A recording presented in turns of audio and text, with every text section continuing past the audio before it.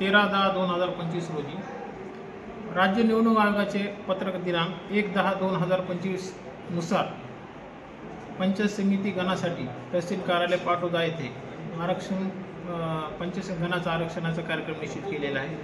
त्या अनुषंगाने पाटोदा तहसील कार्यालयामध्ये एकूण 6 गण असून त्यामध्ये सौताडा हे अनुसूचित लोकसंख्येनुसार अनुसूचित जातीकरता आरक्षित झालेलं आहे।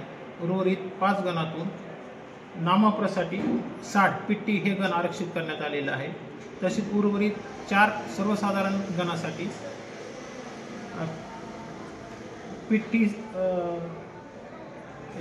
त्या अनुषंगाने सौताडा हे अनुसूचित जातीकरिता राखीव झालेले असून नाममात्रासाठी पिट्टी महिला स्त्री यासाठी राखीव करण्यात आलेले आहे। उर्वरित 4 मधून 59 डोंगरकिनी व 64 दासखेड हे महिलासाठी आरक्षित करण्यात आलेले असून अनारक्षित सर्वसाधारण 63 पारगाव व 61 आंबड हे राखीव करण्यात आलेले आहे।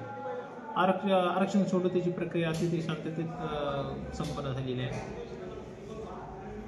अभय राजाभाऊ जोशी, नायब तहसीलदार निवडणूक, तहसील कार्यालय पाटोदा।